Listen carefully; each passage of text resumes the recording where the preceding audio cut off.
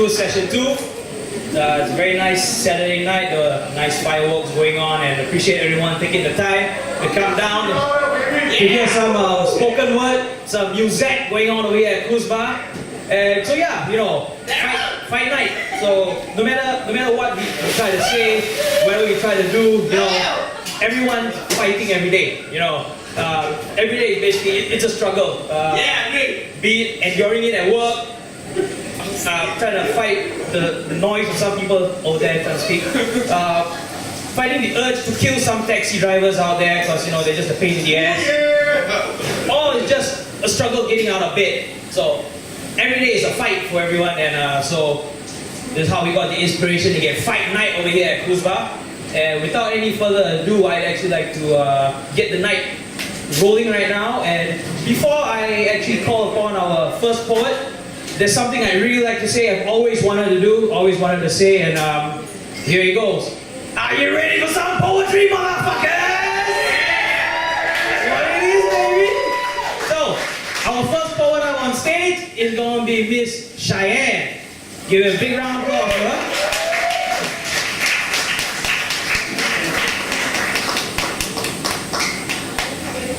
There she is, walking on the stage. Nice heels you got over there. Thank you.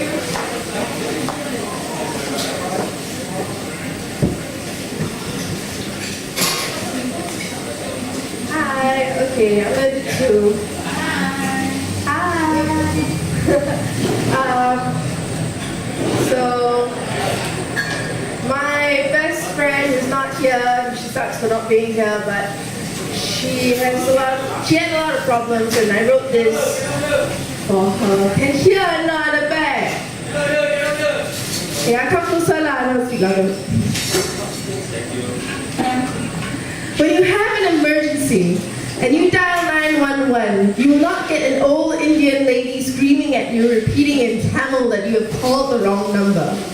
You'll not get a bored secretary telling you that the police have moved and this is the new location for a startup company. When you dial 911, you will get the police. Their number will never change. You don't have to worry about that. Similarly, when you call my number in 1, 2, 5, 10 years from now, you'll get me. Maybe not at first, but if you ask the small voice for Cheyenne, you will hear him say, "Mommy, it's for you." My number will never change. I've told you this once, I will tell you this again. I will always pick up the phone when you get locked out, when you need a place to stay, when he breaks your heart, when she cons you of all your money, when you need help with your business, when you feel like you can't seem to control anything, when he beats you, when she says he's leaving, when your father calls you a degenerate, when your mother calls you a failure, when you are nervous for your first kiss, when your hamster dies, when your scholarship doesn't go through, when you lose your job, when your house burns down, when your brother dies, when you find lipstick on his collar that isn't yours, when you stare at a penknife and think that the pain won't hurt, when you look out a window and think of jumping, when you think life is out to get you, my number is on speed dial. We said it there when we were 15. It's never going to change. You should call 911 when you have a murderer in your house. But when the lights go out, the water is shut down, and the dogs are pounding at your door, don't go crying in a corner thinking, my burden is my own. I want you to call me. Thank you. I have a lot of emotional friends and I write a lot about them, so this is called Polluted. This calm sea is toxic, polluted with oil and trash. It seeps so deep, cleaning it up is impossible. There sits a lone boat stuck in the muck. She's a long way off and rescue attempts have come as close as possible to reach her, but she has denied their help, claiming that the toxic poison in the sea can be cleaned up. It's not bad water, it can change, and she can change it. I don't remember the last time I saw her in smooth sailing waters with no storm in sight, black tar gripping her down, keeping her stuck. I don't remember the last time she fought to start her engine and run. You are seeping through her fragile frame, and now she believes every word you say. Sometimes I wonder if you hear what's coming out of your damn mouth. Should I repeat it back to you? You say that the curviness of your girl is too much for you to handle as a man, that her body makes you scared, that you would rather have someone small to hold than to have more of someone to love. Let me tell you, bones are the worst things to cuddle with. You tell her if you had a choice, it wouldn't be her. You would race to her best friend, the girl who knows what you are, an infected, vulgar being who knows that the poison is too strong in you now, you cannot be separated from it. It is in your very soul. So you take the lone boat, because the only thing that will let you torture it. You think you can give it sanction to do whatever you want, and she clings to you like life depended on it. Yet you better be careful. Even while the bravest of captains try to conquer the craziest of storms, they all know when to abandon ship. Thank you. That's a very nice one over there by Cheyenne. I think that there's a lot of truth to that, and something that not many people are willing to actually admit. And I think she's very brave for doing that, and I appreciate her. All right, for you guys, the next guy up on stage, I'd say he delivers things in a less conventional way. He has his own style, so do not get shocked, because I think you're gonna enjoy what the next guy's got up on stage. So let's give Mr. Kok Wei Liang a big round of applause, my man.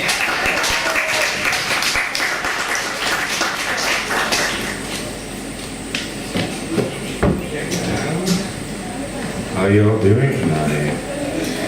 Hi, I'm Wei Liang. This is my first time doing poetry. This piece is called Iris and the Game of Life. Iris was in a hole. Inside were her two parents, an attractive and well-adjusted man for her to marry, and a well-paying job with a glass ceiling attached.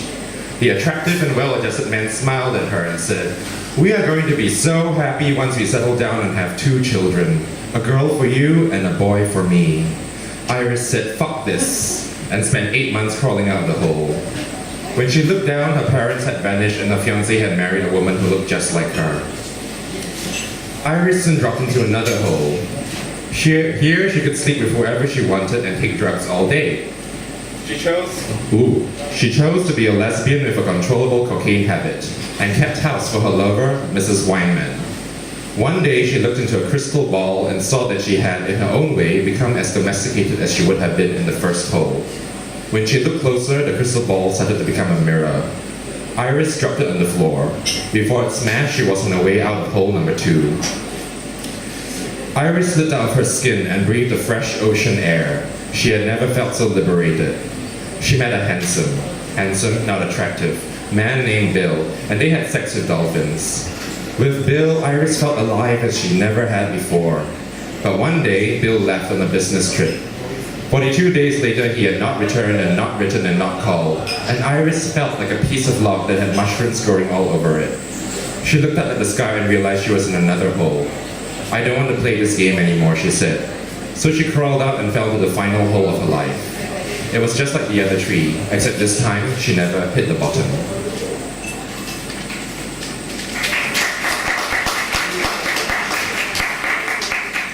This piece is called Grimda Molochs.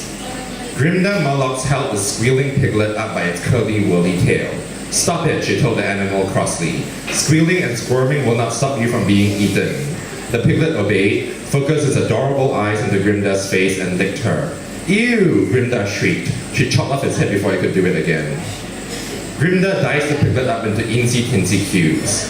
Then she dumped the pig pieces into a bowl along with 2 medium-large onions, unsalted butter, fennel seeds, and cornbread, and mixed it all up in a blender.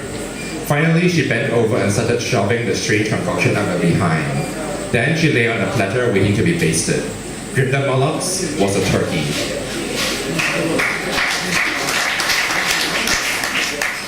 Okay, I just have one more. This is called An Anger I Forgot. I wrote this when I was 16, 15. Shane finishes his chemistry exam today. In a swirl of sarcastic brilliance, a peacock lands on his shoulder just as he completes an ionic equation and cracks all over his desk. The peacock spares no efforts in this most primal of duties, and every square inch of Shane's examination desk, including his paper, is soiled by peacock pee. "Time's up," the bitch of a chemistry teacher announces cheerfully, and so Shane has to pass up a crappy chemistry exam. Which shouldn't matter really, because Shane is studying music, but it does. Shane is barred from entering Dartmouth University and has to become a bohemian. Bohemians are 4,000% more likely to take drugs than clergymen. And so Shane finds himself 5 years later in a French drain, down to his last ecstasy pill, and trying to make the McDonald's straw full of cocaine he started last night last longer. What we don't know, of course, is that Shane's a hell lot luckier than the rest of us. At least his poison is a physical one and can be flushed down the toilet by a well-intentioned third party. The rest of us are addicted to something else, something insidious and vicious and abstractly evil. And there's no one to flush our routines or our habits or our family down the loop. Marriage is an addiction. People hooked on the stuff experience a stable, tranquil, fulfilling, constant state of unhappiness. And religion is the biggest addiction of all. A self-delusion that leads to the worship of various cruel, unforgiving father figures for a cruel and unforgiving world. God comes down and strikes Shane hard on the head with the butt of his shotgun. Somewhere far away, the peacock is crapping again on some other exam paper. Hello, yeah, thanks for listening tonight. It's a nice one, William. See, every time this guy talks, I have to rerun everything through my head again because he just brings my mind in circles. And all right, but the next cat we got coming up on stage is no stranger to the poetry scene. He's very famous, and without further ado, I'd like to call my man up on stage, Mr. Robert. Where you at, bro? There you go. The last time he actually came up, last month, he did something freestyle. Actually, he wrote it on the spot, and he came up and did his thing. So let's see what he's got for us tonight.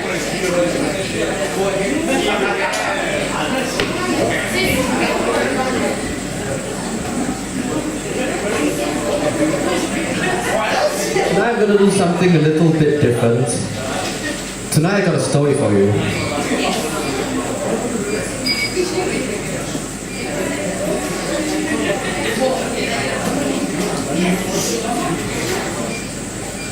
The first time I saw the other city was when I was 15.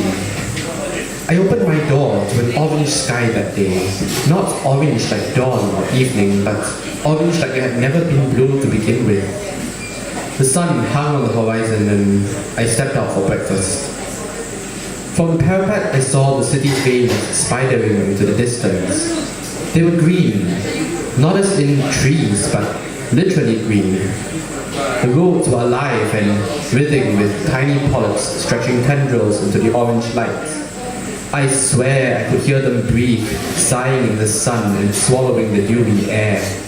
I still recall the smell of that morning, the wet pinch of forest and freshly cut grass after the rain, amidst the rush of people and traffic.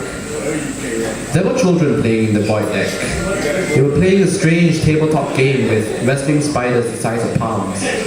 I looked closer to find these spiders were merely casings holding smaller spiders in their heads, the kind I would find dueling in the bushes below my apartment, the kind my father used to tell stories about that children played with before we had video games.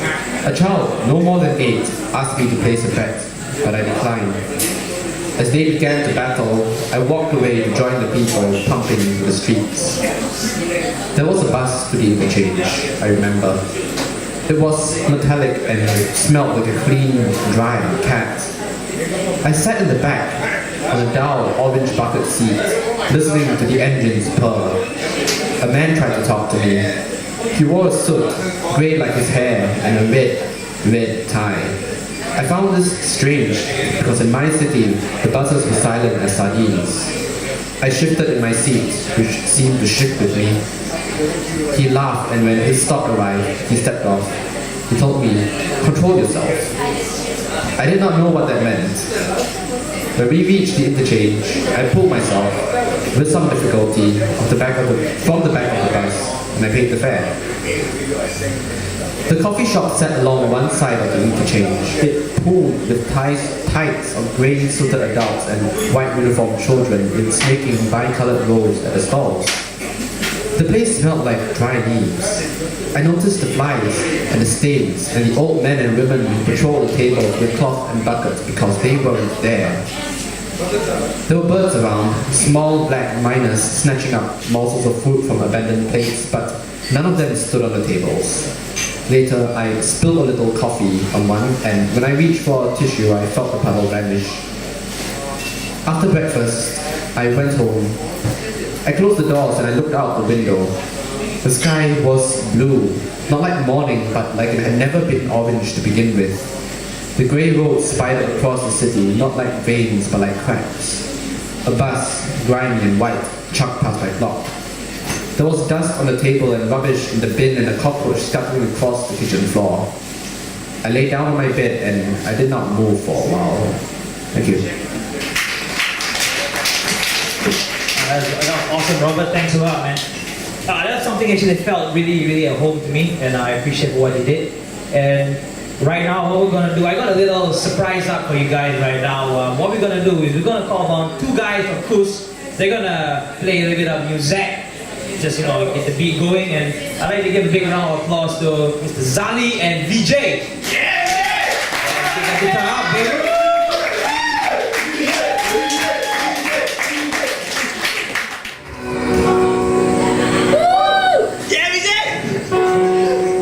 What's up, guys? You guys good? You guys out there doing fine? Yeah? This one's for you guys, man, from Stone Temple Pilots.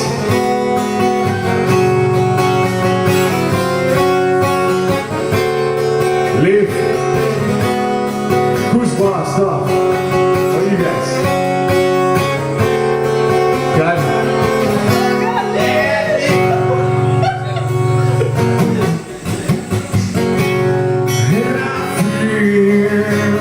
Time's the way to go. So where you going till tomorrow? And I feel these are last to come. Would you even care? And I feel it.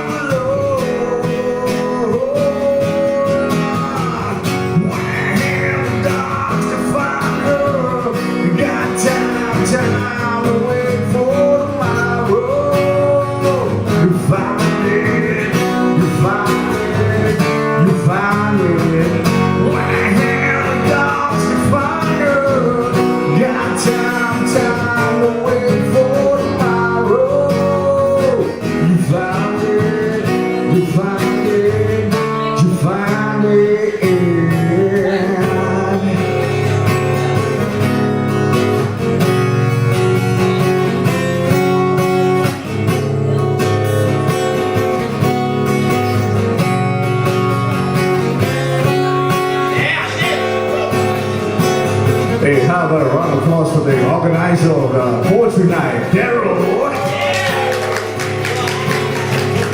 And to mommy and grandma, yeah. Where you going for tomorrow? Where you going with the mask of found? And I feel when the dogs begin to smell good. We'll smell love. And the dogs define her. Got time to wait for tomorrow. You found it, you found it, you found it. And the dogs define her. Got time to wait for tomorrow.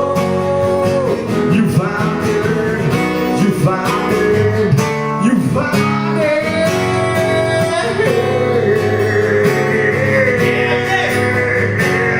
You found it.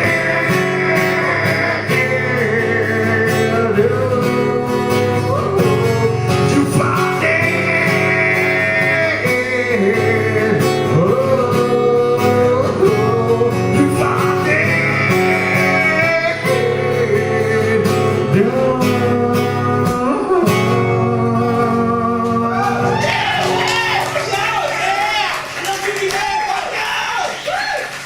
I love you. I love you guys. I love him. Oh, we're going back to the same hotel room tonight anyway, don't worry. Just kidding. Hey, you think we get like 2 Jägermeister shots, baby? My first green knife and fork.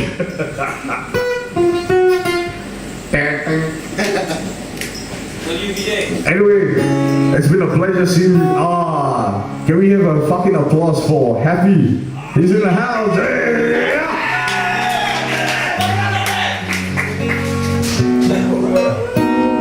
And a big shout out to Kelly and the sisters. Hello, brother, you guys. Bala, Ken.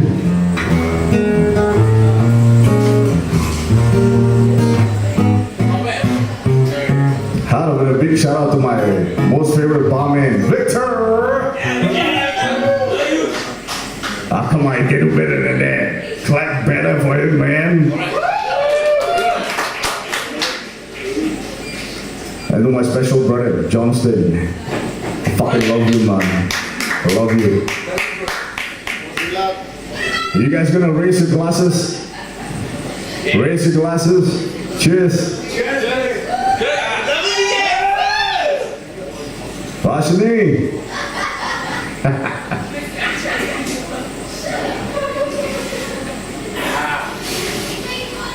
Oh man, that's. Alright, man, we're gonna do this song from Creed. I think you guys know this one. Especially going out to you, Mr. Guy.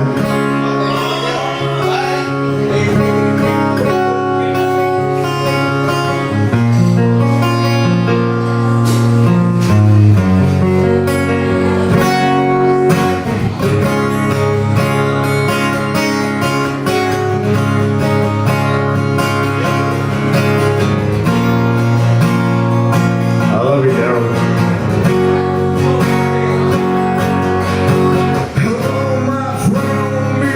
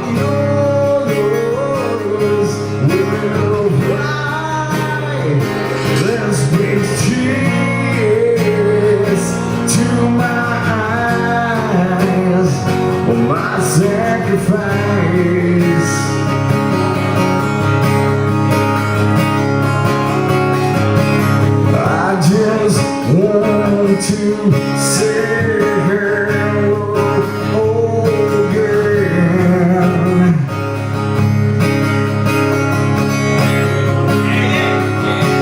I just want to say hello again.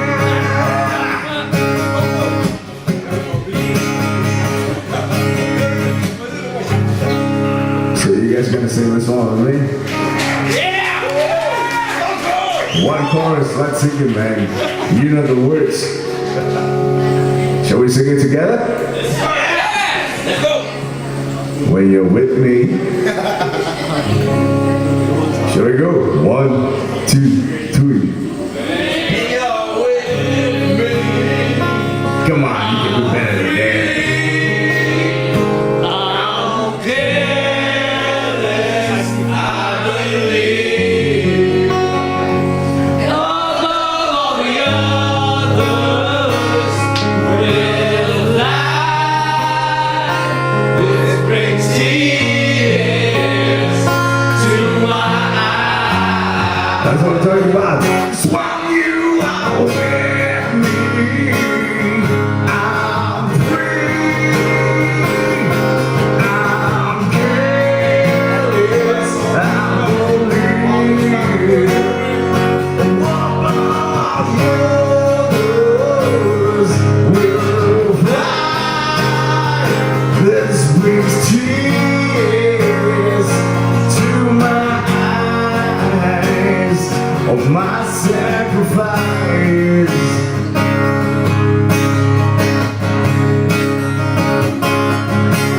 I don't want to say goodbye to you guys.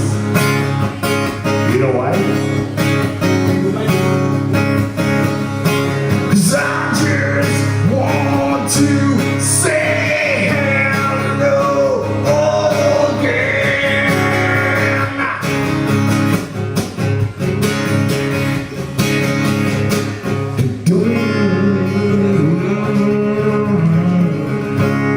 Thank you guys. How about a round of applause for Zali, man?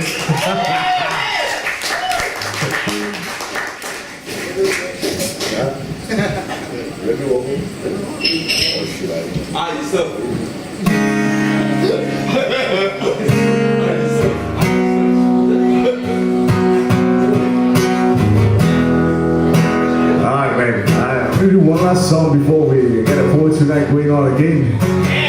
We're gonna do something from Sting. This song's called Outside.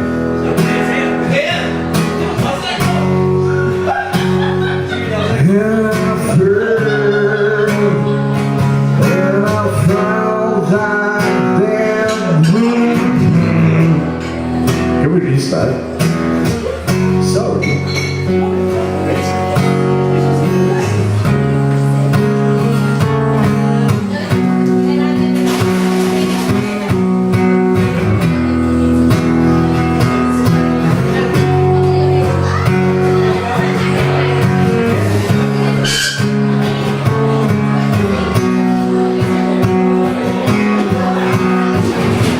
Can somebody give me my lyrics sheet inside?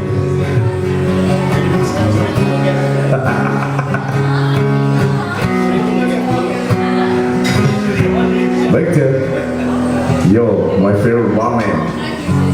Can you help me get a piece of paper inside the office, man? Wait, can I get a piece of paper inside? I'm so sorry. I can't sing the song without the paper. My bad. But I hope you guys are having fun, yeah? Yeah! Can I buy you guys a fucking round? What you guys want to have? You guys want a Jägermeister? Who wants to have a Jägermeister? Who wants a Jägermeister, man? Not you. You fine. You guys want a Jägermeister, man? So how many gotta get it out, man?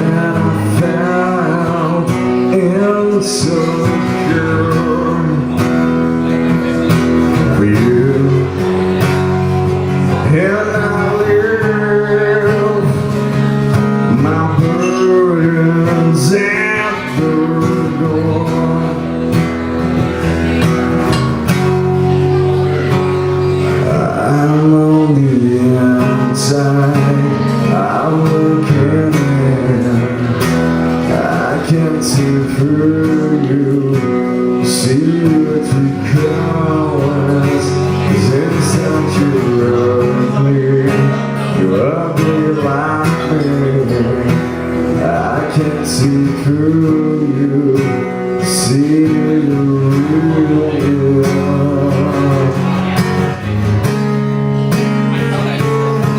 Well, I'm saying, yo, Jägermeister's all around the house, eh? Got me.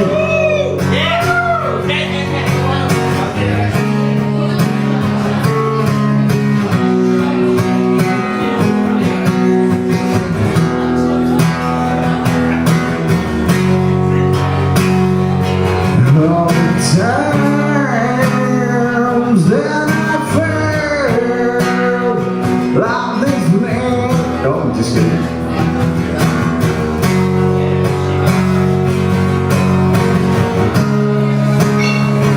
Hey, I'm just kidding. Hey, don't worry, relax.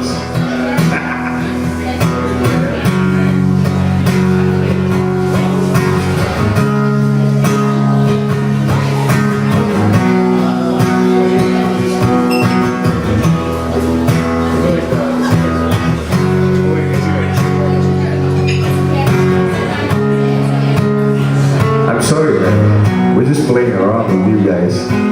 But you guys know you got fucking Jägermeisters in the house, eh? So drink up, right? It's on me, you know that. I want a high five cheer, yo.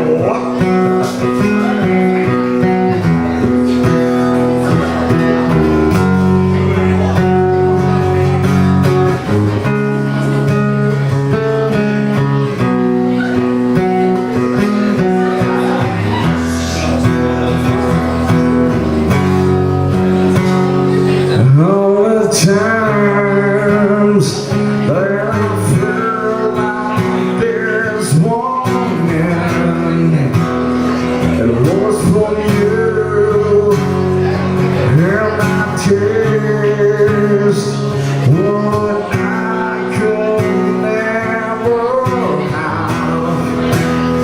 It was from you all the times that I cried my intentions for pain, and I will the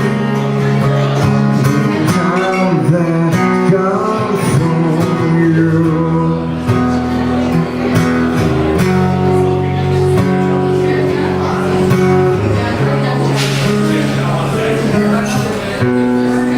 I'm sorry we took a too long night, man.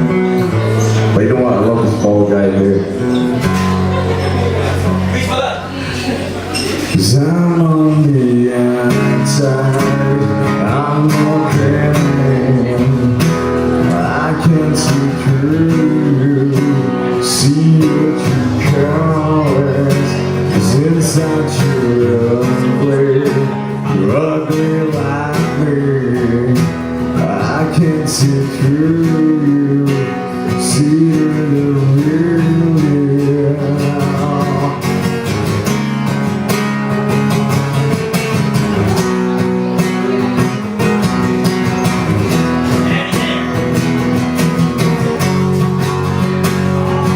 All the times that I cried, all is wasted.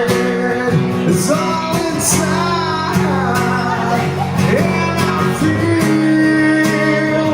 all this pain stop to die. It's back again, and I lie here in bed all alone. I can't live, but I feel tomorrow will be okay.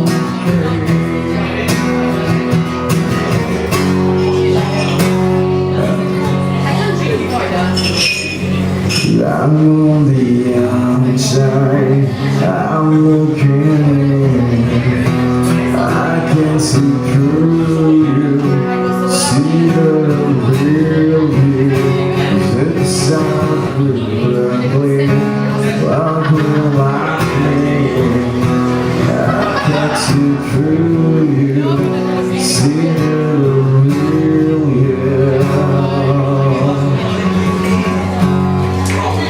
Thank you so much, man.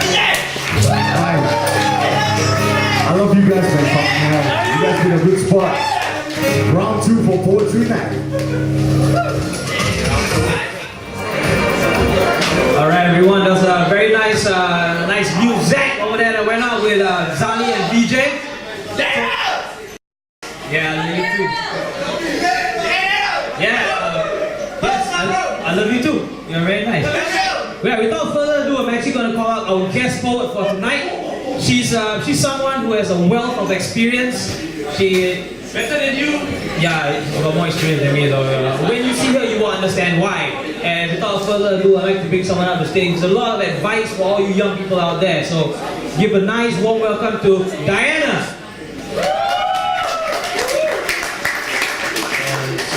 Nice and strolls down. Pretty little woman over there. But don't mistake her. You know, she's got stuff to say, and yeah, it's like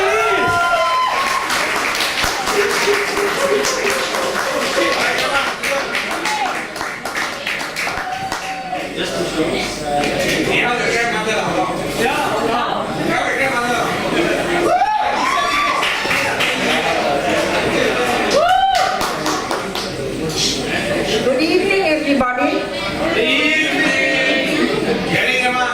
What I don't understand is people using spectacles that have no lenses.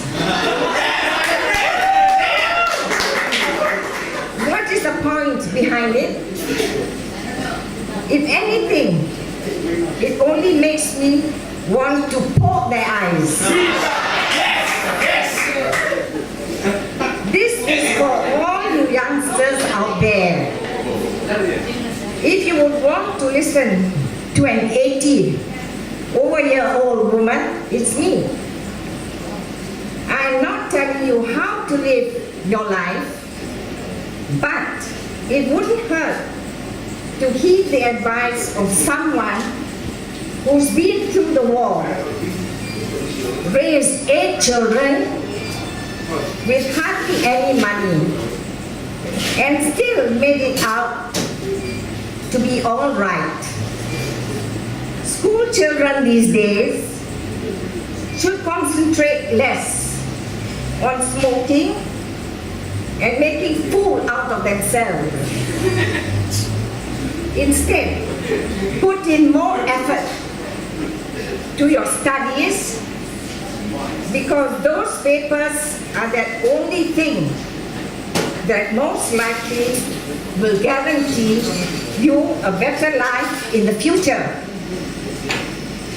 Exercise at least 3 times a week. I cannot believe that I'm actually fitter than some kids out there. yeah. How can we trust them to ensure progress in this country's future when they can barely make progress up a flight of stairs? Ladies, please have more self-respect and be more aware of how you dress. There are plenty of ways to look sexy. Besides, having 3/4 of your bust hanging out. Short skirts are fine, but not until they are so short that you might as well not wear it at all.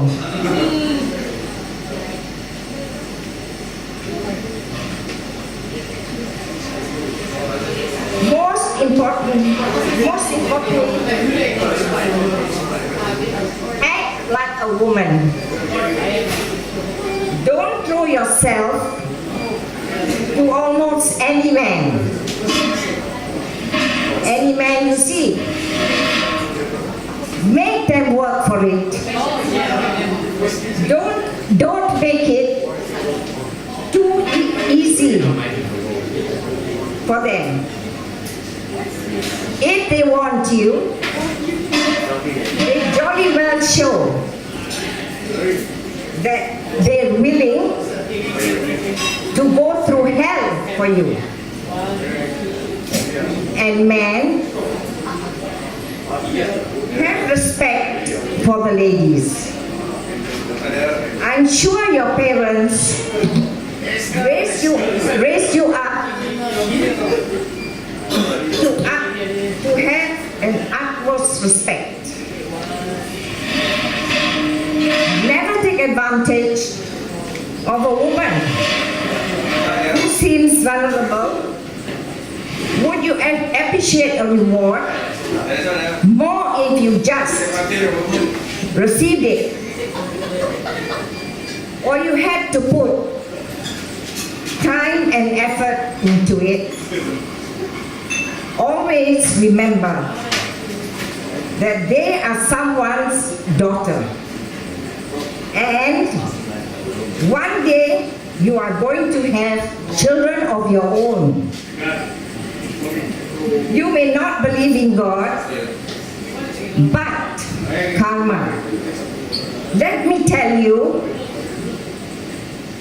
that karma exists and works very hard to make sure you get what you deserve. Never put someone down because they seem less fortunate than you. It does hurt to help, and helping will always make you feel better than hurting. Lastly, never, ever make your mom cry, because those tears weigh heavier than anything you could ever imagine. Thank you.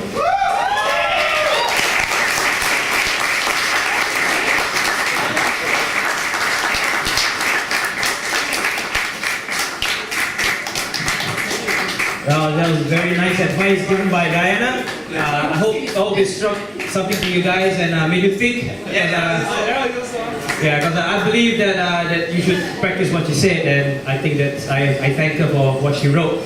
So next up to the stage, we have a familiar face. Let's give a round of applause to the young and strong. He's in the army. He's single. Mr. Praval. Give it up for him.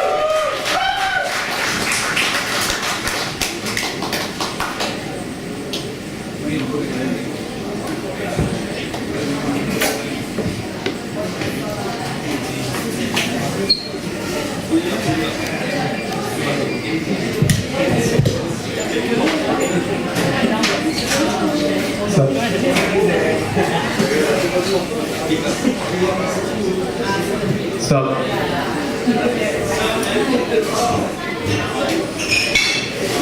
I think everyone has at least someone in their head. So this is one of those people that I have in my head. It's called Dyer's Law. Dyer. D-A-E-R. Elvis, in case you're wondering.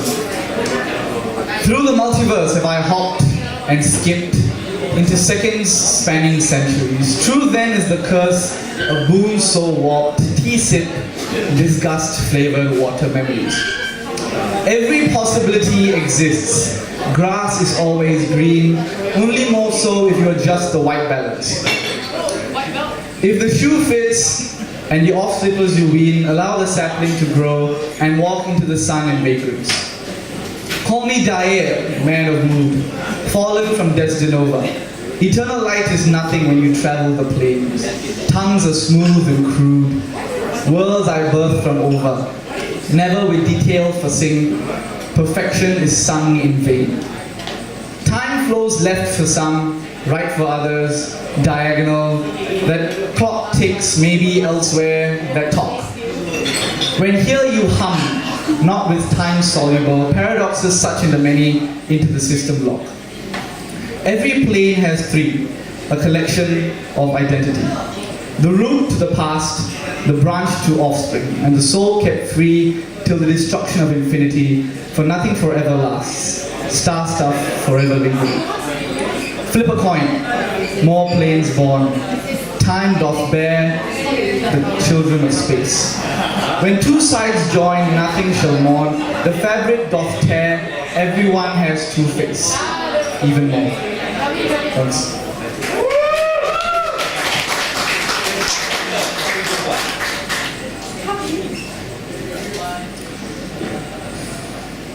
Okay, this one's a bit strange. It's actually kind of shitty. I'm going to do it anyway. It was based off a song. It was based off like 3 songs. I just had the idea to come together. And it's kind of, it's like kind of criminal dumb. I would never do this, but it's just here anyway. Whatever. It's called She. He was mad about her. She went through his thought. She lived under his breath since he met her. He knew. He festered. She walked the same paths every day, and he stalked the same shadow every night. Brisk stroll. He wanted to tell her about himself, save the constant habit to doubt. To profess his heart, pour it out, open his ribcage, tear it out. He wanted this emotion for himself. He wanted this emotion under control. The day dawned anew, his shadow did walk, catch between the blocks, a cordial street talk.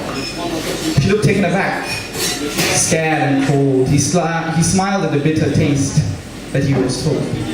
He was mad, madly in anger. He wanted this anger for himself. He wanted to control this anger. She lay in the pool of red. He looked at it out his window. The barrel was cold. She was dead. His song softly he chose. Sage anger round my neck. Sage anger round my neck. He never gets respect. Sage anger round my neck. His anger was round his neck. The rope is often colder than the trigger. Life was a draw of the deck. As you grow older, it's just a figure. Thanks.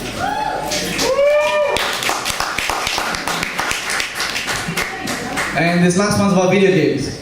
Because whenever I talk about video games, people annoy me because they understand how important video games are. So this is about that. Because this is to tell all of you that video game addiction isn't the most important addiction to talk about, because it's normal addiction and everything else. You either die an addict or live long enough to earn 1 million of hobbies. You either die a fad or live long enough to sign autograph at hotel lobbies. Sean Woolley died countless times in pixels and bytes. He could only really die once. His face and the glaring screen lights. William Scarra Lee won at the league with sword and mouse. His literal loot in his chest bought him a very real house. Nilton Mendez kicked a ball as his passing of time to live. When he trained hard for this art, his death on a pitch of a living addictive. David Beckham shooting left leg. He did nothing but learn the curve. When the grass only had him trample and with a flick, ball did swerve. Johnny Ace gunned down solos, his blues sang back to drink. He had a couple himself, self-Russian roulette and obvious jinx. James Hetfield, frontman alcoholica. Vodka to brush your teeth, whiskey to rinse it out. And yet not dirt underneath. You either die for the art or live long enough to get paid for living. You either die ignorant or live long enough to understand something. Addiction is not a state, a bell you ring on the way in. It doesn't become realized by knowing what's sick or sin. Addiction doesn't kill or bleed as venom eats through. It feeds off strength till you're numb and blue. However, if you manage to feed the monster within, on your hands you have the ways and means to sin. You either die an amateur or live long enough to become a professional addict. Thank you.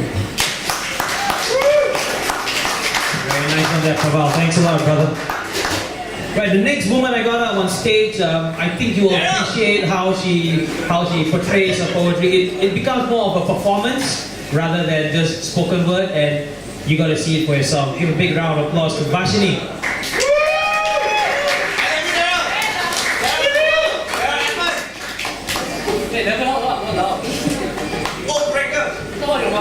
Okay,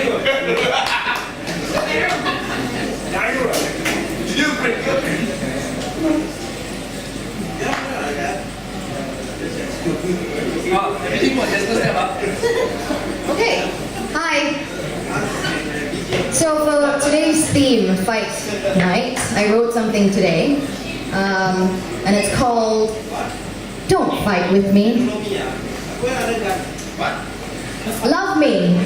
Don't fight with me. It's that simple, you see. I bought the bag you had wanted to buy for me. We fight. I lamented that I was not getting enough attention. We fight.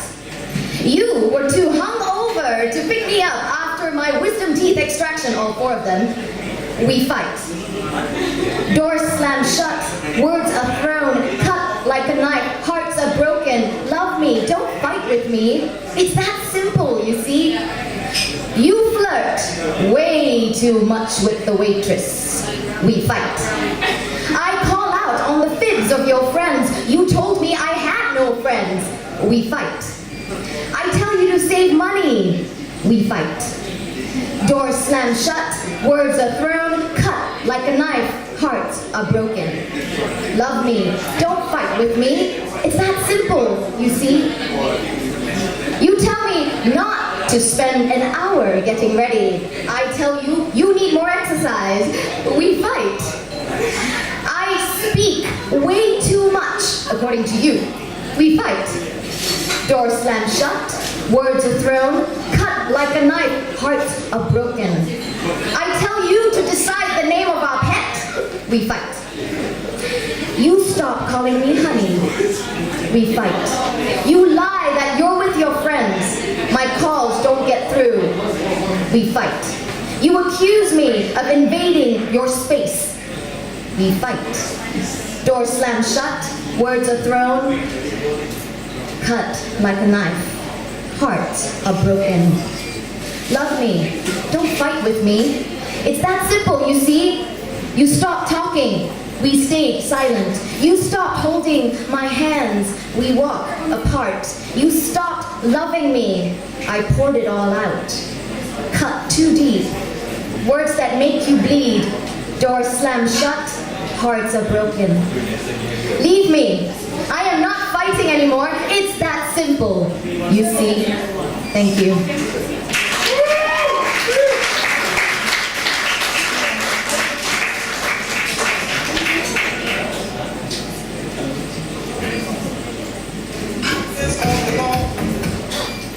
Is that my cue to get off stage?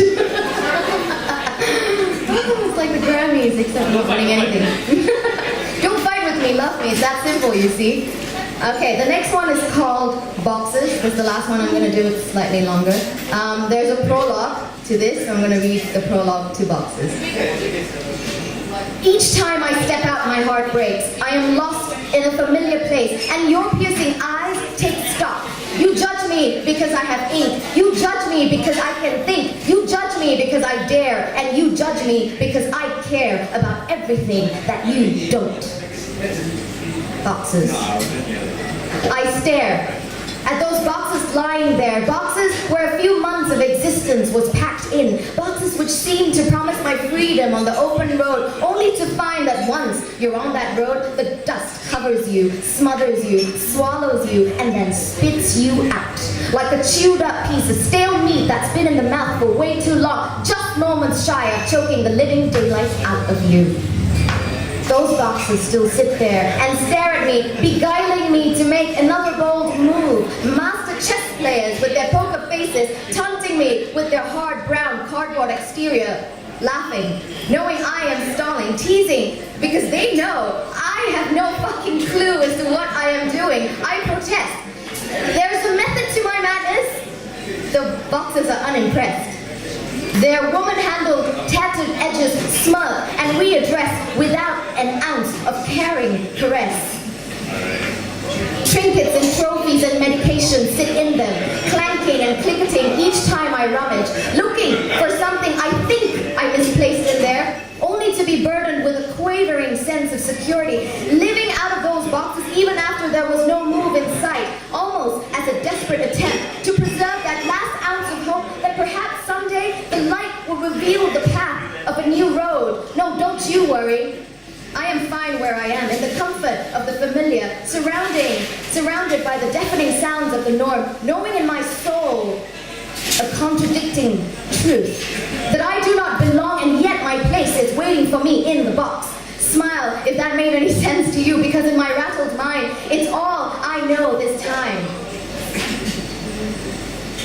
Take me home, take me home, somewhere I belong. Perhaps that is enough to get me through the dusty days, to get me by those boxes that call out to me each time I walk into the room asking me, why are you not unpacking? A box is easy to shift around, as long as you weigh the grams of each, the corners you fail to see bound before you realize that freedom is out of reach. That's why they tell us, think out of the box. Are we already in a box, unaware and don't really care? Perhaps we've been blindly orchestrated, the song sheet unknown and kept hidden from us, because if we knew, the revolution would mean death to the master conductor. So we remain misguided, misled, and yet contented. We fear our illusions being shattered, so we give power to an immoral agent. We are what our consciousness wants us to see. What if we never were in a box? What if I told you that we were all astronauts in our own five-pointed star, bright and golden, with the power to change the moment, to reach our destination in the galaxy, where front row seats await to watch the fireworks, which our lives they will celebrate. But you see, life in Technicolor is forbidden, so they take you and lock you in an asylum for the brave enough to step out and forward, brave enough to grin and bear it, and then they wait. Wait till you wither and embrace the mad. Wait till you finally deserve the place they forced upon you. Such is the sorcery that we don't see. Take me home. Take me home. Somewhere I belong. But when you do see, you have to fight. It's only a matter of time before I'm gone again. There is a pain in my heart, a seeking in my soul, and only by leaving will it be whole. To run wild in the dusty wind, to get hit by gravel in the face, to savor the brush of the wind against each hair follicle, to be overcome by every possible sensation there is to feel, to let the rain wash over and do what it does best. Heal, make alive, renew. The morning after there will be dew, and isn't that just one of the most beautiful miracles of this earth you will ever feast your eyes upon? Would you not risk it all for a magical moment such as that? To abandon rationale and logic just once, and to let your heart sing the song it's been keeping in for way too long. Take me home, take me home, somewhere I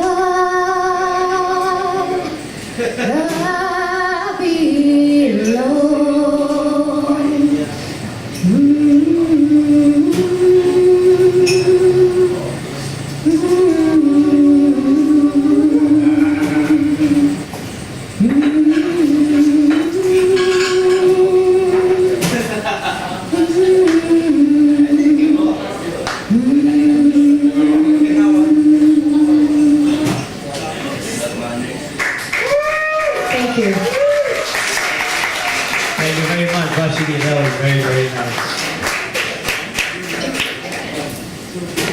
That was nice, lovely singing. Anyone want to take me home tonight? Oh, 1, 2, 3.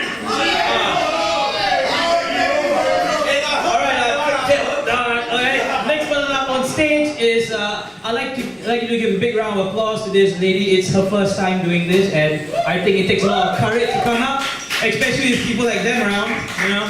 So give a big warm welcome to Nerissa Tan.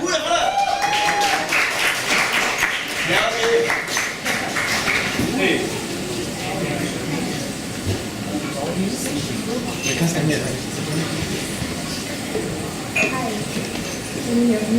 I'm so sorry. I'm a little bit nervous. That is an understatement. Okay.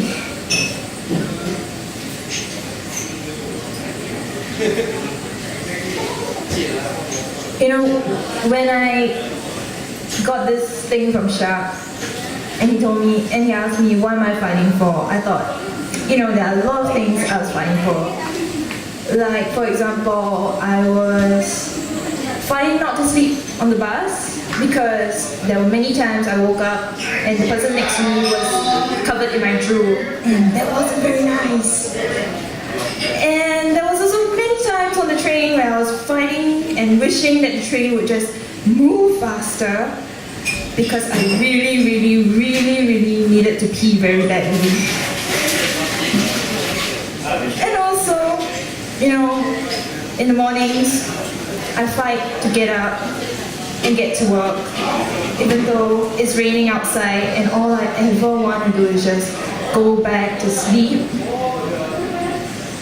And then I fight with my mom a lot because she insists that I need to get my shit together, and she says that I'm too daydreamy, and I tell her that no mom, I'm not daydreaming, I just live in my own world. But you know, we don't always get what we fight for, and she kicks me out when I don't have a job. Then there are also times where I fight at night so that, you know, I'll get to see the next day. And I fight with my friends who want to drag me out and have a life because I'd much rather stay at home and be a hermit. I fight to be happy on my birthday because I wish I was never born sometimes. And I fight to be here in this world because it's a very cold place. Sometimes I don't get to see the light at the end of the road. But we all fight, and we all have our battles. And I guess what I'm trying to do here is, well, other than fighting my stage fright with everyone staring at me, and me imagining you guys in your underwear, not that you guys need to know that. Yeah, we all have our battles, and we all try. And I guess we should all give ourselves a standing ovation for even trying. Thank you.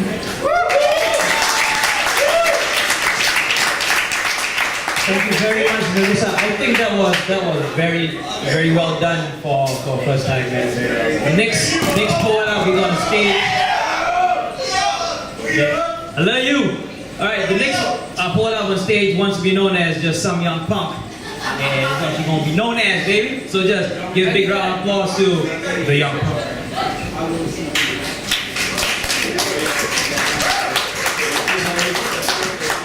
Hi everyone.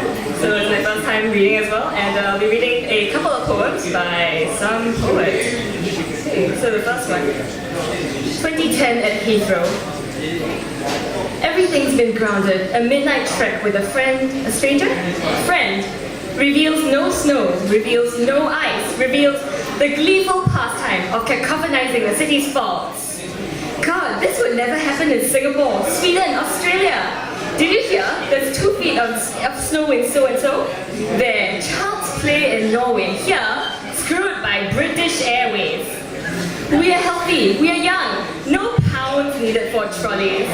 But the space and nights shall have their pound of flesh.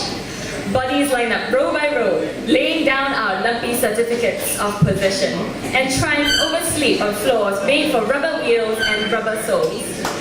For the resourceful cheapskate, aluminum blankets could be repurposed as sun reflectors en route to Ibiza, Croatia, and orange chalks. We shall be British salamanders on British rocks. Oi oi! Fuck motherfucker you kan nyang chao ji by wanker slag gobshite tosser. This is some winter in Terminal 3. Refugee, refugee.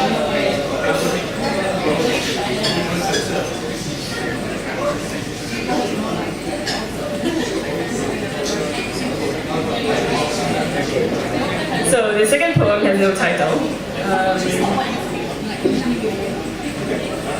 How should we pipe the concept of monsoons through terrace levels of groovy tiles, cut by mind and sliced by hand? This wooden house, 200 hours over the summer, 30,000 terabytes of ejaculation, by random average count of every day you work off. As you like, to take your shoes off and dig in. Let a nail catch on the edge, curse a while, let words to walls in place of hits. Like a gun to a bubble and a bubble to a gun, what matter, what physics, what rhetoric says which will explode first? You will only see through plasma screens, corridors where bad smells leak, backs where sweat rolls quick, sands where mumbling children play. We are Rousseau and his lies, the painter, not the other one. Traded in greenhouse trees and textbook tigers, miniaturized his black market bravado. Liar, liar, raconteur. Thank you.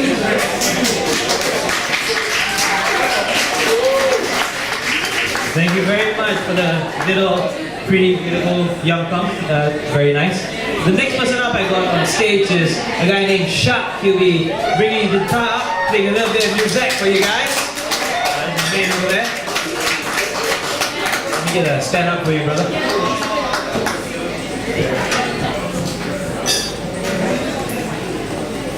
I'll give you a chair, bro.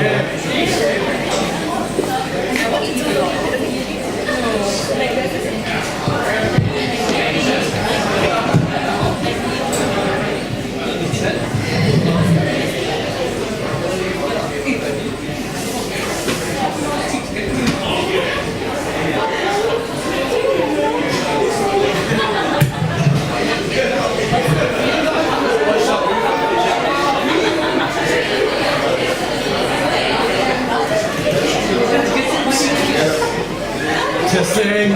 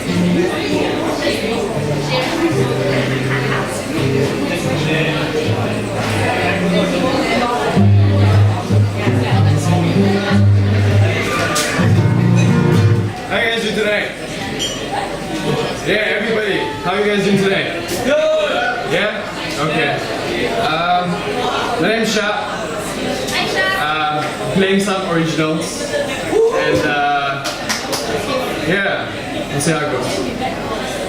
This one I wrote about advice that my mother gave me.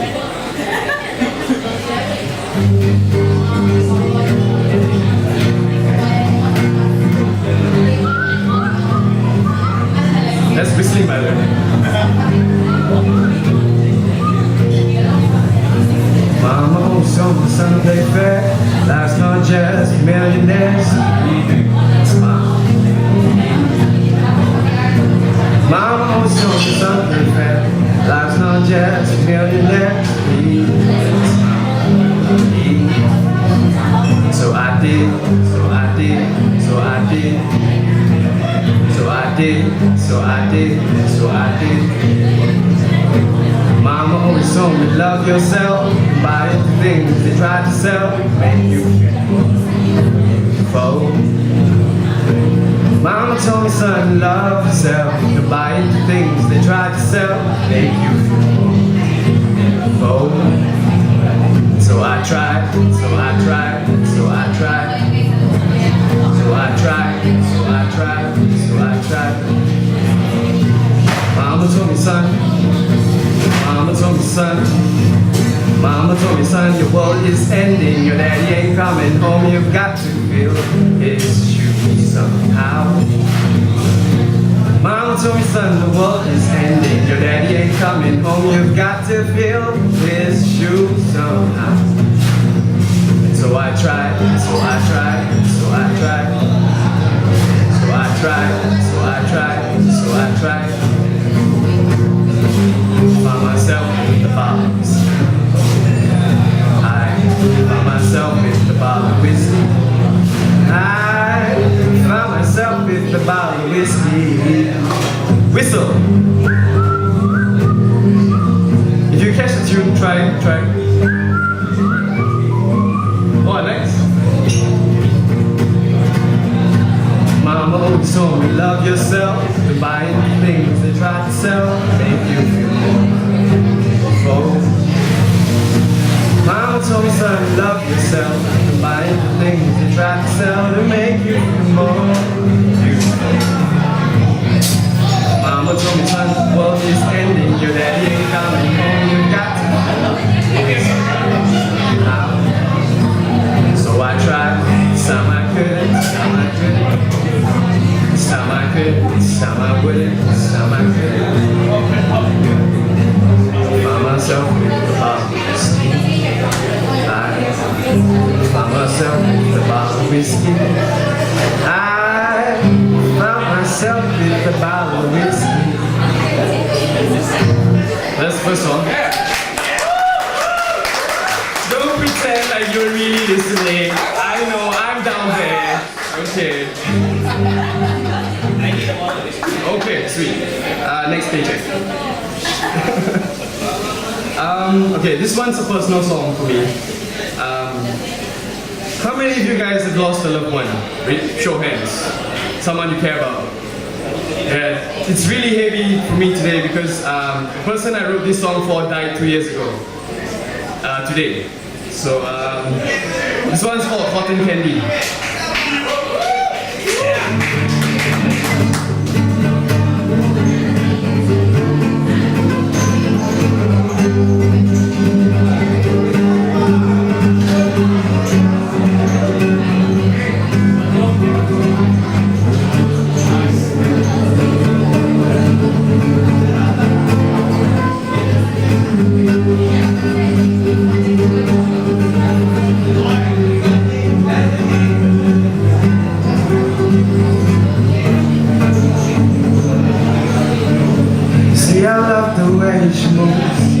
She'll never ever lose a smile that shines brighter than the sun.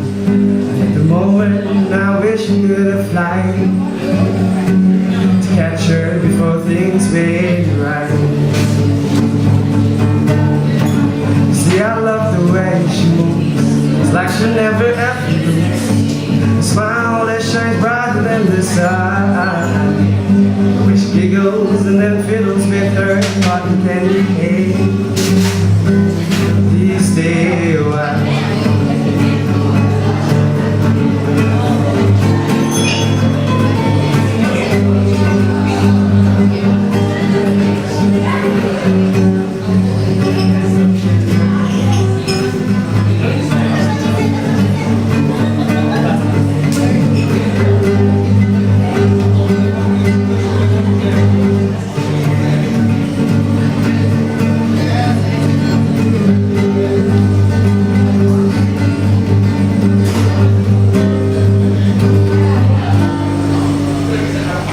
Never needed you, never needed you, never needed anyone but me.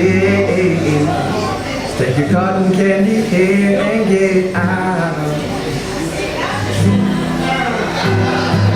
Worry, don't worry, don't worry, don't worry. Keep the faith, keep the faith. She's somewhere better, she's somewhere better right now.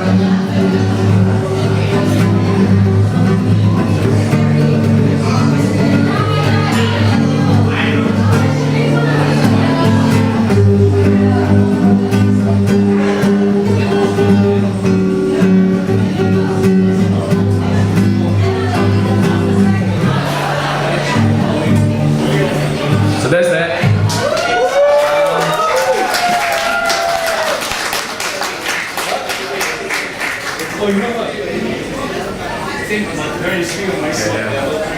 Praval knows the girl. Sorry to hear that. Sorry, man, sorry.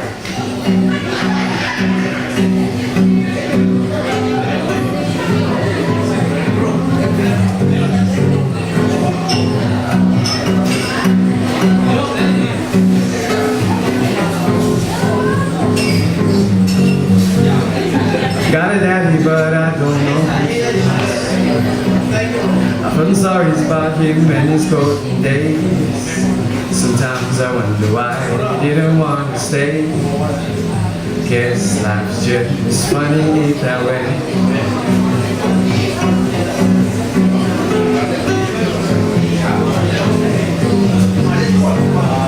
Got no money to hide my wallet into debt. See the parties, but I never really stay. Sometimes I wonder why people is red. Guess life's just funny that way. My luck is pretty bad. Sometimes life is sad, but we power through the next day. Left, no falling, never goes away. Life's just funny that way.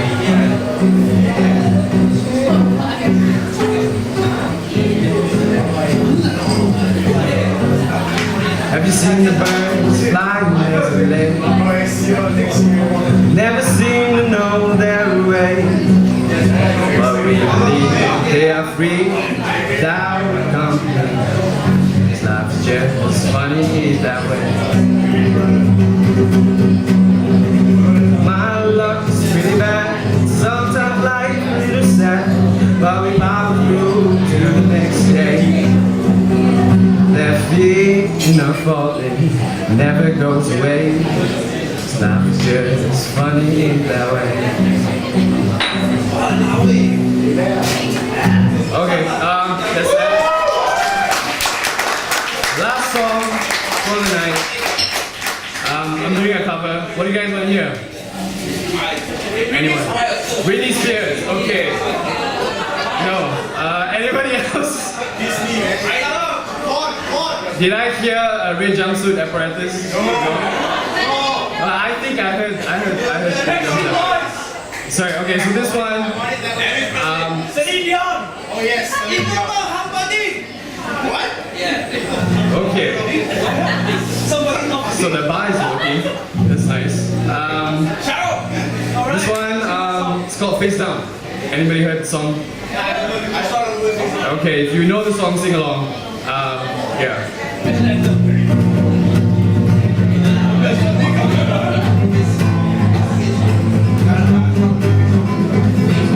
Hey girl, you know you drive me crazy. One look was the rhythm in my hand. Still I never understand when you hang around. I see it's going down. Cover up with makeup in the mirror. Tell yourself it's never gonna happen again. You cry alone and then he swears he loves you. Do you feel like a man when you push her out? You feel better now.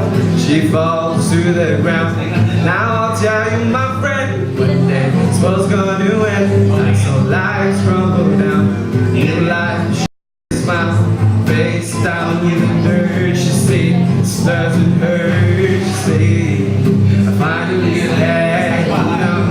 Face down in the dirt. She say, it doesn't hurt. She say, I finally had enough.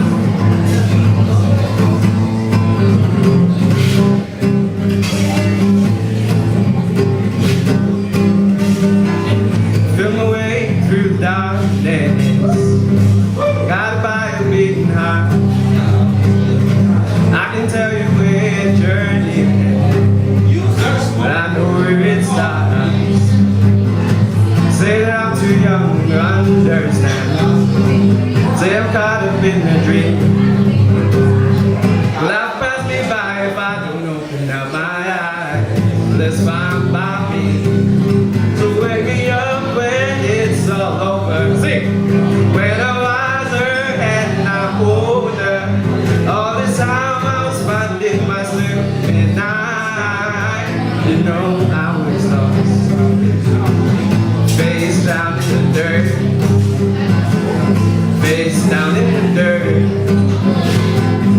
Face down in the dirt. She said this doesn't hurt. She said I finally had enough.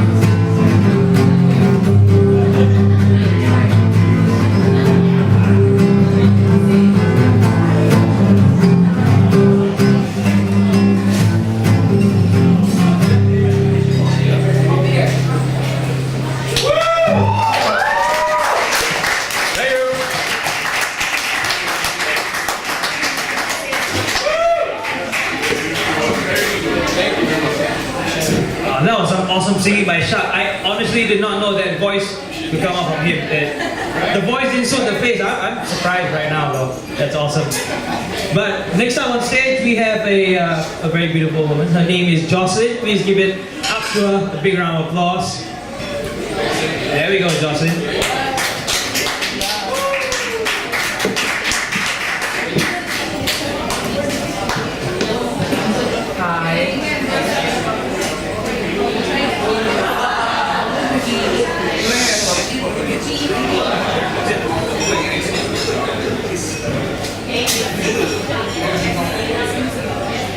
One poem, not about love, finally. The first rule of Fight Club is, you do not talk about Fight Club. The second rule of Fight Club is, you do not talk about Fight Club. The world is christened in blood, lives born from the grinding of bones so audible in the machinery under our feet, making the world turn puberty, spurted from the clacking of heels over pavements where once blood has poured. But it rained so many times that it washed away the blood. Instead, we were tucked in our beds, dreaming of company cars and mortgages and bills. We were primed to leave the jungle, built from the construction noises and voices of people groaning under yellow helmets and orange vests. This is your life. Your life, and it's ending 1 minute at a time. Ending as you purchase IKEA models from catalogs, piling in your closet, made of red wood that you've chosen so meticulously as though you were painting your very soul with the furnitures you own. Your life. Ending as you type and retype those monthly reports, order and reorder that grande latte with non-fat milk and cinnamon powder. Your life. Ending with your Rolex watches, driving Mercedes to an earthly grave. The things you own end up owning you. The first rule of Fight Club is, you do not talk about Fight Club. The second rule of Fight Club is, you do not talk about Fight Club. Have you ever seen a man's cock scrape off from its skull, smashed to a wall like potatoes, with those very hands calloused and roughened, cultivated for you to refuse during your dinner time, saying 1,000 times over that they're carbs, and it goes directly to your thighs? Have you ever been in a fight? Have you ever felt the split moment tremor of your chest as a fist collides with your eye? Ever felt the reverberation of an unstoppable force hitting an immovable object? Ever fed up the rhythmic pounding of your heart as you crack ribs with your fingers? Ever felt the high of being close to death and yet being so alive? Ever lived off the adrenaline? Ever lived off the exhilaration? Ever lived? How much can you know about yourself when you've never been in a fight? Do you want to die without any scars? First rule of Fight Club is, you do not talk about Fight Club. The second rule of Fight Club is, you do not talk about Fight Club. You were the lost generation, waking up one day to find out that all wars have been fought and all religions have been shattered. The internet is the new God, and you live off TV shows and adverts saying that one day you'd all be movie stars or rock gods or something worth a little more than the 3x3 space you occupy at work, or the 1-minute conversations that the general population's attention could generate for you. You pile on self-indulgent fantasies of looking like how Calvin Klein or Tom Hilfiger says you should look, squeezing within gym walls, sweating in air-conditioned stalls, breathing and rebreathing the same oxygen you exhaled self-improvement's masturbation, and you've never seen sis jerking yourself off because honestly speaking, no one else will do it for you. You're scared of the creases in your pants and smudges in your ties and the wrinkles on your face, so you purchase vials of quick fixes from TV, shooting yourself with material-made happiness, thinking it'll make you young forever, thinking it'll make you happy forever, thinking it'll make you live forever, not knowing that even the Mona Lisa is falling apart. The first rule of Fight Club is you do not talk about Fight Club. The second rule of Fight Club is you do not talk about Fight Club. What do you wish you'd done before you die? What do you wish you'd felt before the world burns itself to death with all the fossil fuels it's eating? What do you wish you'd said before the voice no longer matters, before touch no longer exists, before eyes no longer serve a purpose than to look at computer screens and stock market stats? What do you wish you'd done before everything that you'd worked for all your life gets spat on your grave and trampled by a world that moves too fast for you to catch up? What do you wish you'd done before you lose everything? What do you wish you'd done after? It's only when you've lost everything that you're free to do anything. Losing all hope is freedom. The first rule of Fight Club is you do not talk about Fight Club. The second rule of Fight Club is you do not talk about Fight Club. Third rule, someone says stop, goes limp, taps out, the fight is over. Fourth rule, only 2 guys will fight. Fifth rule, 1 fight at a time. Sixth rule, no shirt, no shoes. Seventh rule, fights will go on as long as they have to. And the 8th and final rule, if this is your first night in Fight Club, you have to fight. I know you've been wanting to destroy something beautiful. Feel the blood splatter on your face, feel your heart race, feel the knives of industrial eternity slipping away, hit rock bottom, and feel alive. So off with your shirt and off with your shoes. I want you to hit me as hard as you can. Thank you.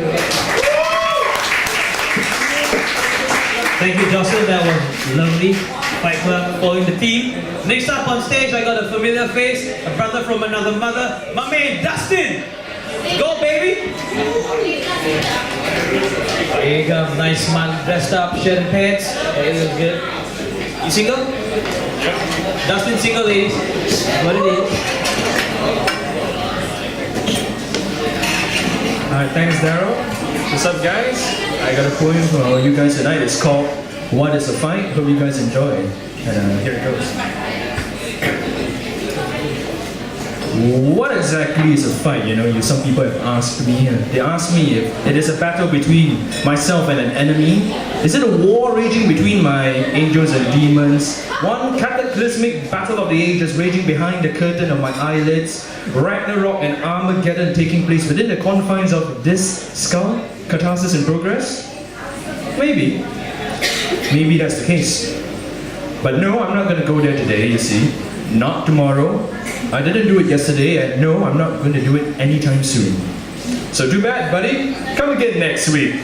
You're not even going to get a squeak from me. But before I step up this stage, I'm going to ask you a question. Let me ask you, do you actually know what a fight can be? Anyone? No? You do? Alright, but for those who don't, it's a concept of a fight determined by the movies you've watched, from the inspirational to the abominable creations of, what's his name, Michael Bay? Or is the nature of a fight beyond your comprehension altogether?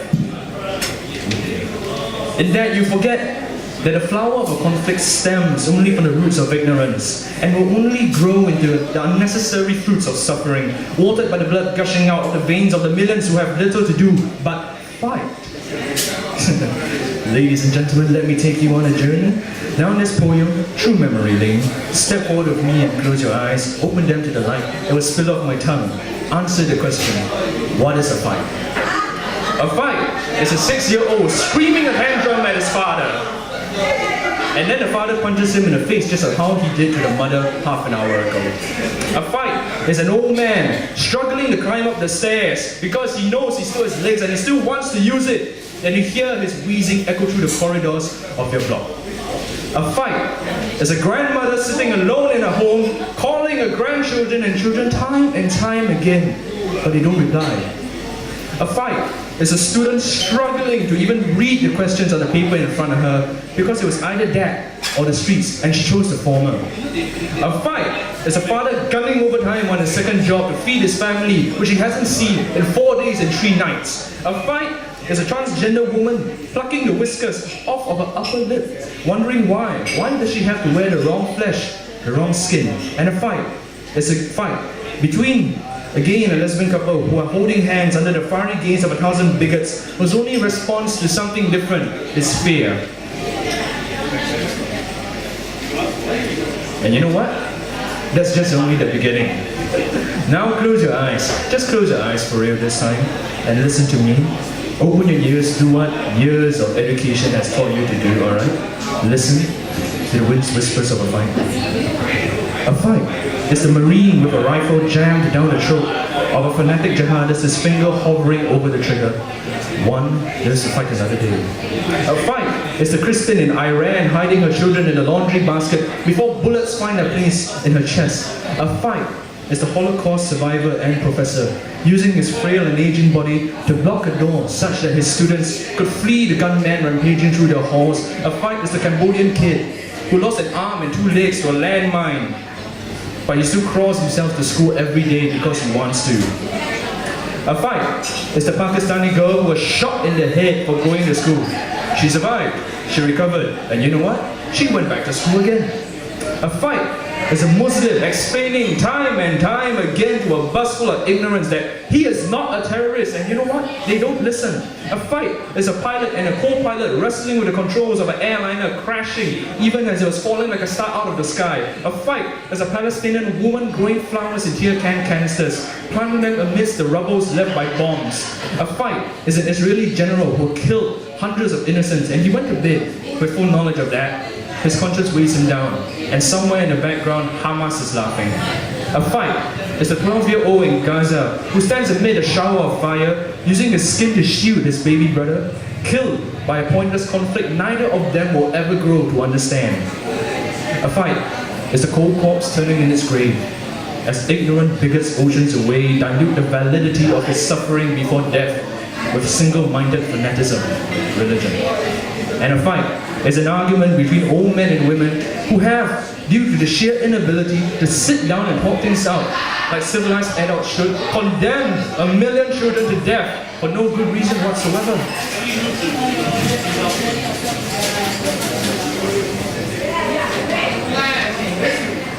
So ask me again, ask me, what can a fight be, Make what you will of a fight, view it how you will. And if now you were to ask me, what is a fight? I think I got an answer now. I think I know what I will say. This is what I'll say, A fight is nothing less but disgusting. And that is all. Thank you. That was wonderful words over there by my man Dustin. Next up on stage, we've got a girl. It's her first time doing this as well. And I hope you can give her a big warm welcome round of applause to the young and lovely Suanne. Yeah, come on up. Don't be shy. I don't know. It's all you up here, baby.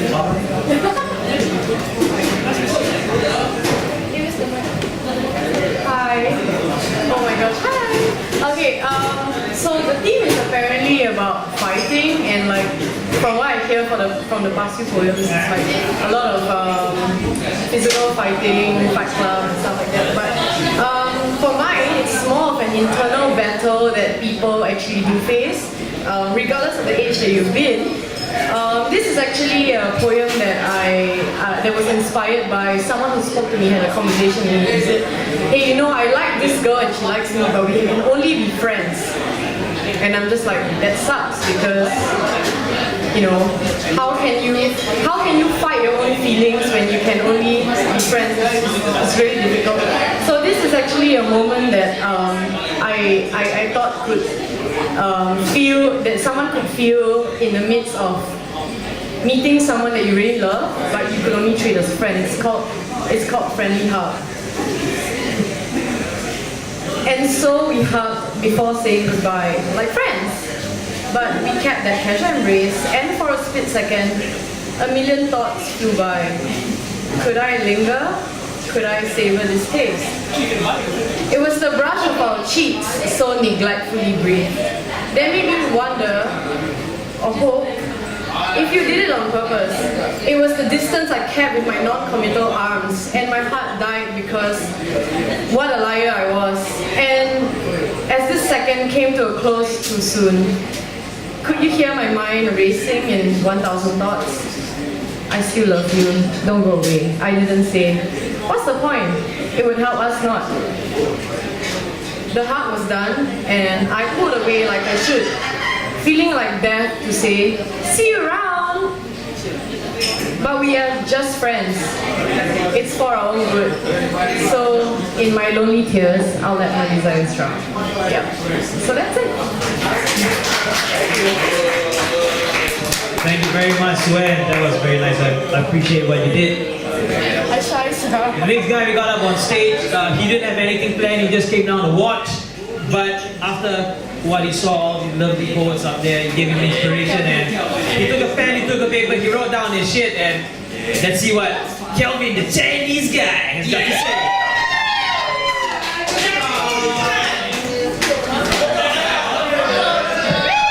Good evening, everyone. So, like Darryl said, I didn't really have anything planned today, but since you have faith in me, so I'm going to write something down ad hoc.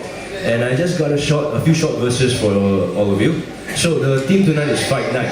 Right? Most people are writing on fight on a more, how do I put it? Something more metaphorical, you know, fighting of emotions, fighting conflicts, this and that. For me, my poem is a little bit more literal, Fight Night, because for those of you who don't know, I compete in Jiu-Jitsu, I've traveled around competing. So what I have here is just some of the feelings I get when I'm on my way to a fight.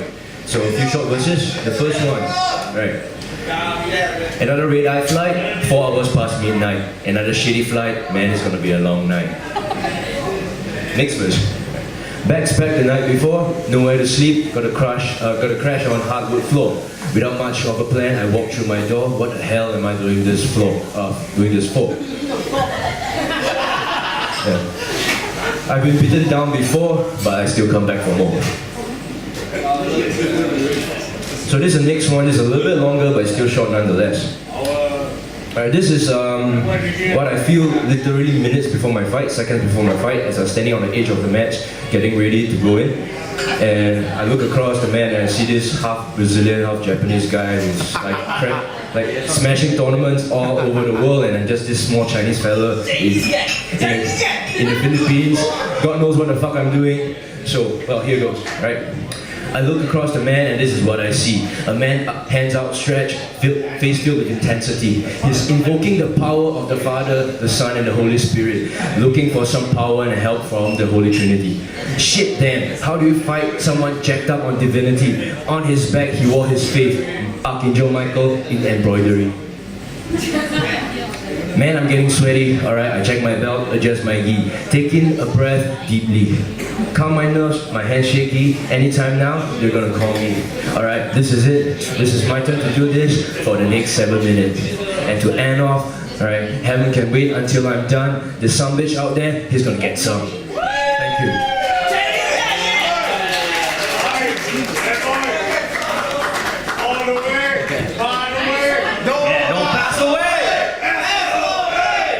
That's for the Chinese guy. Alright, thank you, Kelvin. I'm actually gonna do one that I wrote, I think 2 or 3 weeks back. This one is it's actually for all of us out there, you know, the dark-skinned people, basically people who are targeted. Can we finish now? People who have been targeted for racism, stereotyping, you know. It's not only dark-skinned, but since I'm dark-skinned, I'm just saying that shit. But you know, for all of us brothers, sisters out there, lesbian, gay, I'm lesbian, I like women. And so, yeah, but actually I'm gonna need a little bit of help. You need to clap your hands, so if you need to feel the beat, you gotta do this. Oh, shit, my paper. Give me a minute. No, this one you gotta do it, you gotta do this.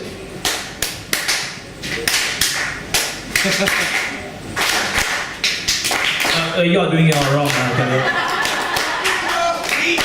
Alright, let's just do this, alright? Follow me.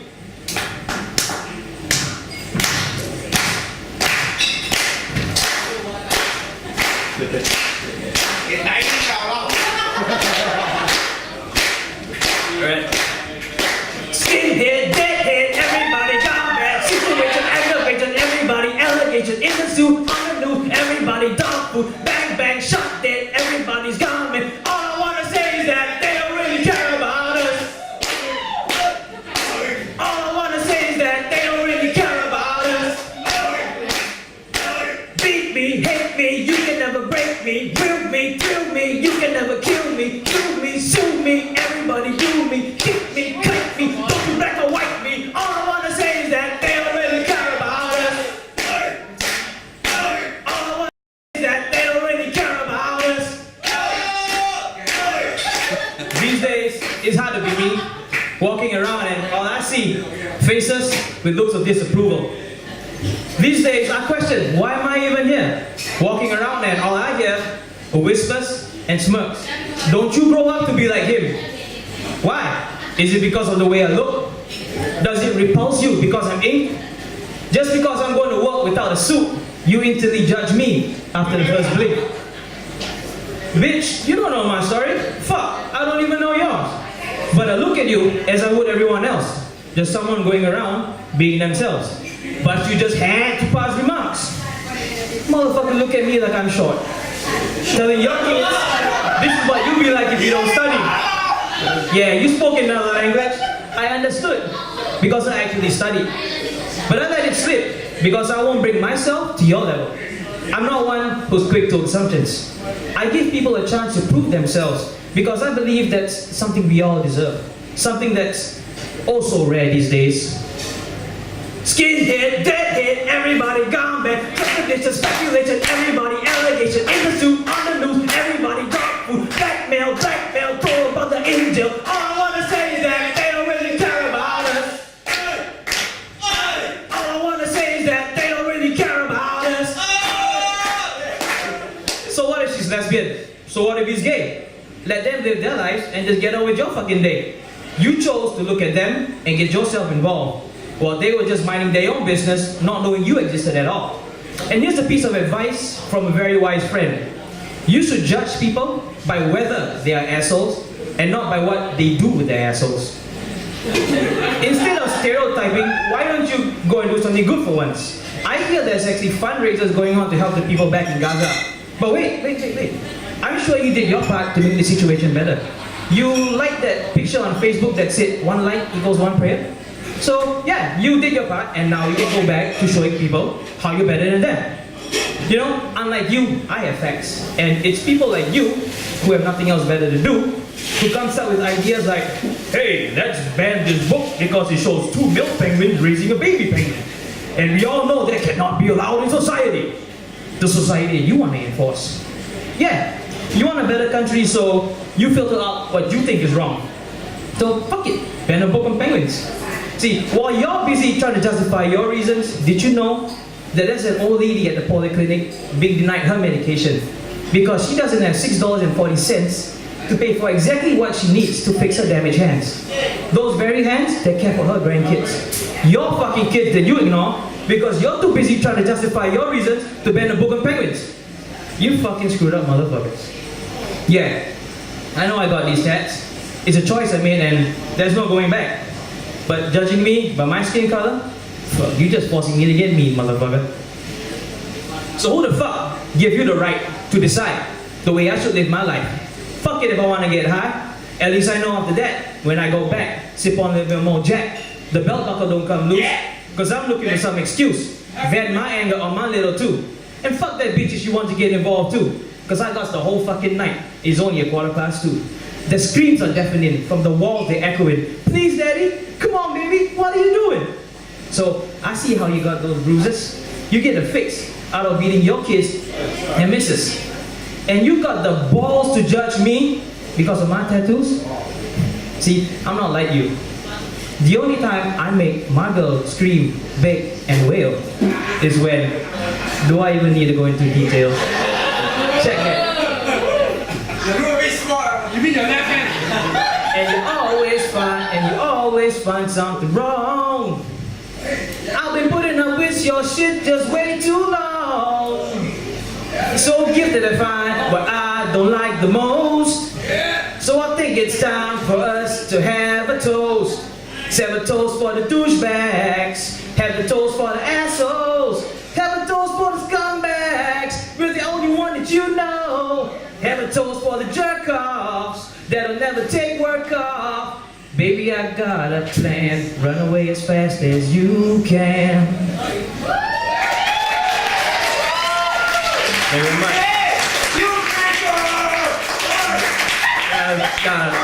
I had to get that out of my chest, and what's gonna happen is we're gonna call this night to an end. But before we do that, I'm gonna bring out our very last poet up on stage. Basically my man, my brother, Mervin. Where you at, baby?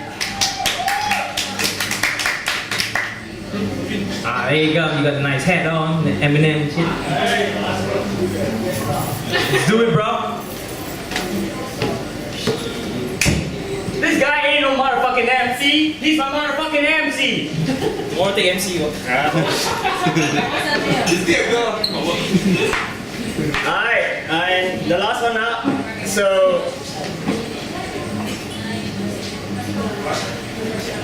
I'm gonna read two pieces tonight. The first one is entitled Luchando Mis Demonios, Fighting My Demons. As I mentioned previously, I suffer from depression, I suffer from mental illness, but I ain't letting it drag me down. I am holding on to life, I am striving to make a life worth living. And to the Lord my God, this rap is for Him. There's another world that I can see, where angels and demons are constantly fighting over me. There's another world inside of me, where flesh battles spirit, I know I can feel it, Lord. Comfort me.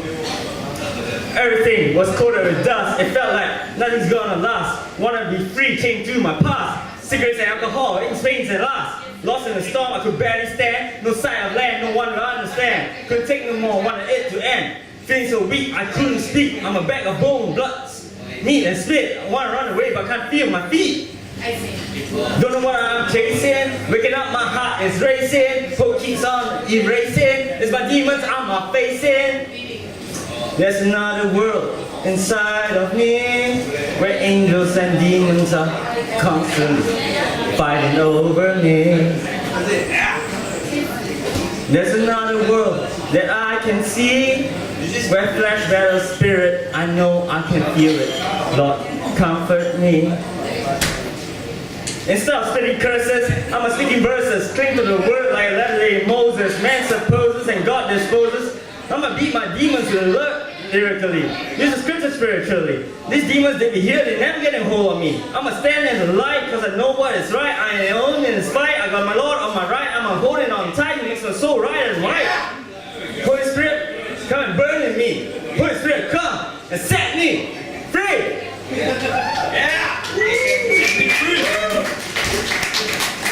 Okay, I was only going to read one piece, but my matcha, you know, bugger, he go and send me this very emo shit, and I just had to write something.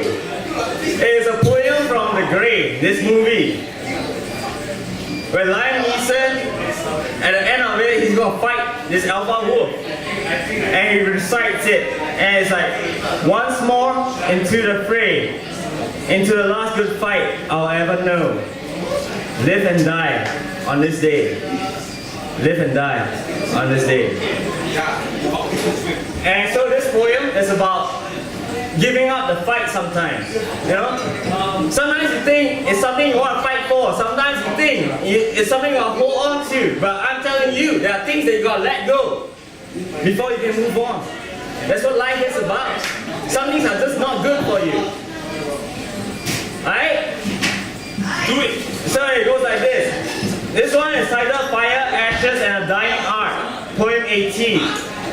It was already June, from the moment our eyes met. A supernova, dazzling in its brilliance, a fire in my heart, yet dying nonetheless.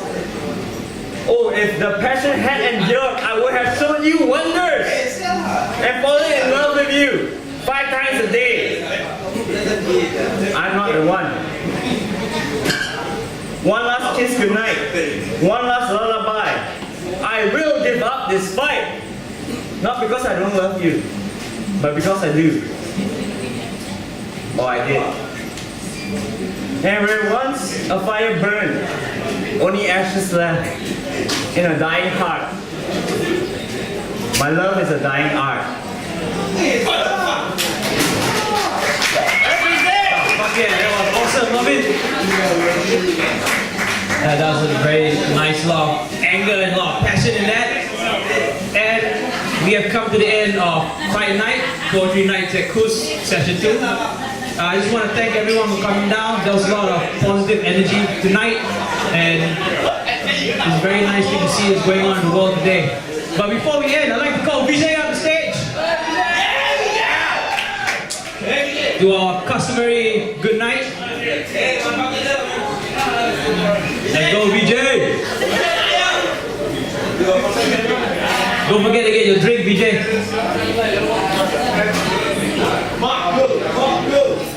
Where's your drink, baby? Come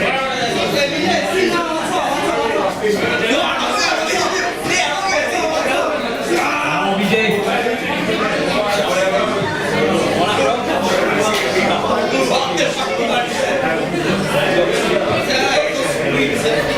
Alright, VJ, end it up. Alright, before VJ's gonna grab his drink before we do our customary all the way, by the way, that's how we end it up here at Kuzba. Before he grabs his beer, I want to thank everyone again for coming down. It's very nice. Thanks for the support. We got a band coming up after this as well, so do stay. They play really awesome music.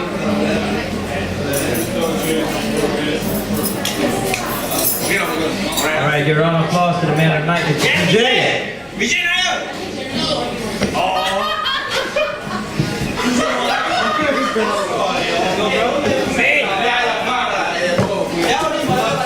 Let's get VJ to say a few words, a few thank yous to all y'all tonight. I think you gotta give a round of applause for D-Man, Darryl.